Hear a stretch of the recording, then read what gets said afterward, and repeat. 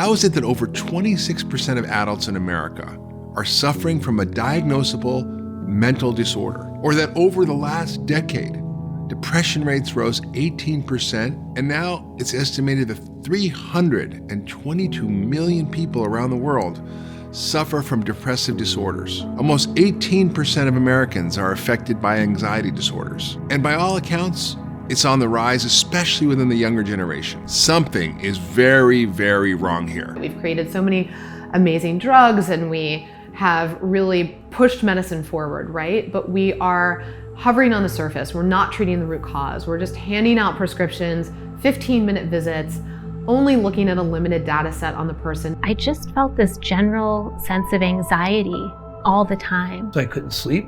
I had mental fatigue. I couldn't focus. I couldn't concentrate. This is not right. This is not my child. I know this is not her, and we need to figure this out. With all the advancements in modern medicine, why are we still seeing a growing number of broken brains? Every other part of the body affects the brain. Our digestive health, our hormonal health, the quality of our gut bacteria, the strength of our mitochondria, our immune system, all of it, all affects the brain. There's still so much mystery about the way that this amazing organ translates experience into our body's functions. My view is that one singular thing that is so dramatic is that of neuroplasticity. The key to living an extraordinary life depends on our brain health. Because if your brain isn't working, if your brain is broken, there's no way you can live a full life. And so the beautiful thing is, based on this information, again, you have the ability to take charge of the genetic destiny of your brain and create a life worth living. If you love Broken Brain, you're going to love Broken Brain too. We're going to go even deeper so we can achieve our best brain health together.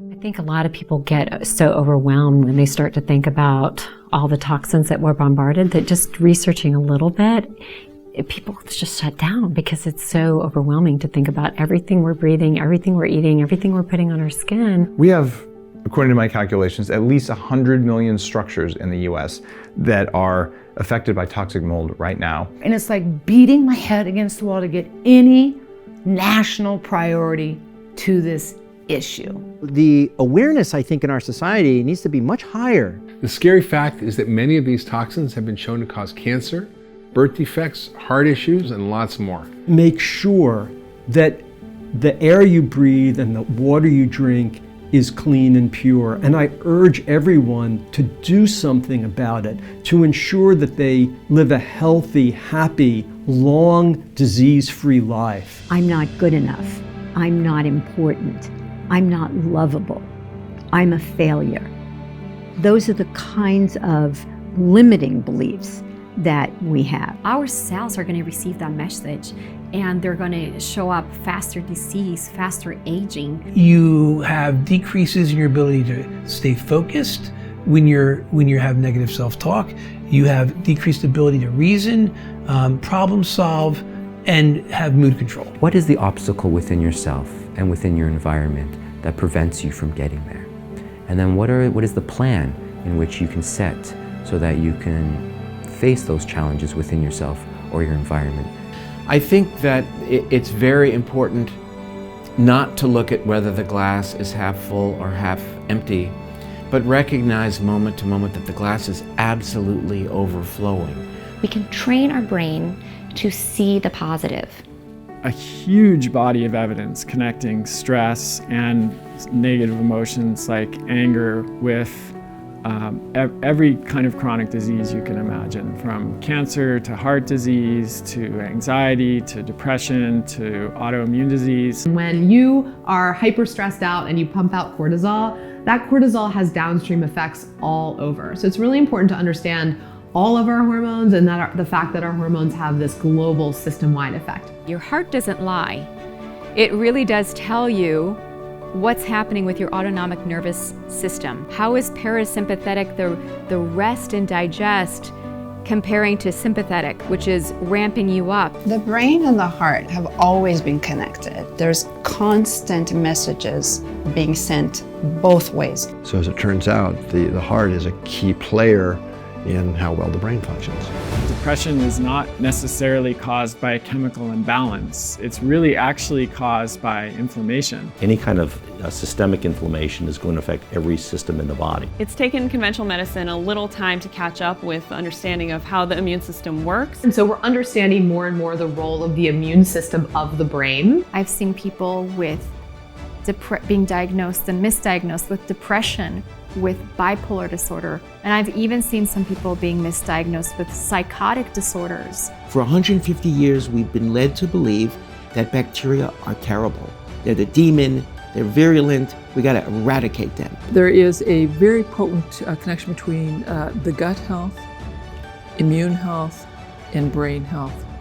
Without the microbiome, we would cease to exist. The entire connection between the human and its environment is designed to bring health. Medical researchers are not that confused about the basic care and feeding of human beings. There is actually something of a consensus today on the vast majority of points. Yes, there are some nuances people can disagree about, partly because not everyone is the same. A diet that works for one person may be, the completely wrong diet for someone else. We're seeing extraordinary progress being made to understand exactly how we would define a specific diet for the individual, knowing that there's no one diet that's perfect for everyone. We're learning a lot about genes. There's a lot we know, there's a lot we don't know.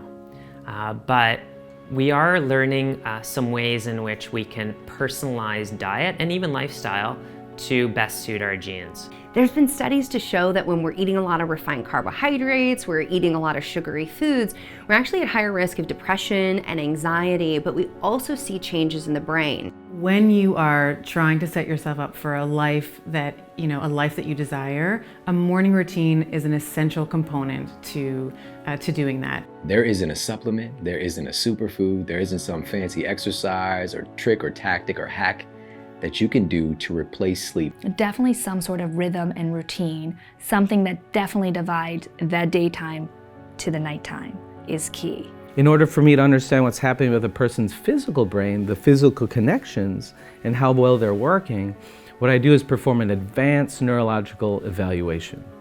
And I might look at things such as balance and coordination. I might look at reaction time. Fascia is the fabric that encases everything from our muscles, our bones, our connective tissue, our nerves. If we have tight fascia in a certain area or an injury of some kind, we can tend to chronically be in our sympathetic nervous system, our fight and flight system. I think exercise is the one thing that is so lacking in modern society. As we age, again, we often have fairly poor function of our mitochondria, and in fact it's helpful actually to have turnover of the mitochondria, so-called mitophagy. It's a little bit like throwing out the worn out batteries. So often my patients ask me, how can I transform my health and wake up feeling good every single day? I tell them it takes inspiration, it takes intention, and practical tools that we can use every day. If we reflect back on the 20th century, and if I think of my training in nutrition, it was all about overarching dietary guidelines from different opinion-leading organizations. This is the age of the individual. And we know from research that we can ramp up the inflammatory process in our body just by eating one meal. I think purpose is so important because it gives us a sense of clarity. Because life is challenging. Life hits us in all directions. We have this concept that suffering and challenge are bad. It's not. You should push yourself. You should have measurable outcomes. My story is the reason I decided to make Broken Brain 2, because there are so many more missing pieces to the puzzle, and the last 2 years have led me on a journey to discover these missing pieces, and now I want to share them with you.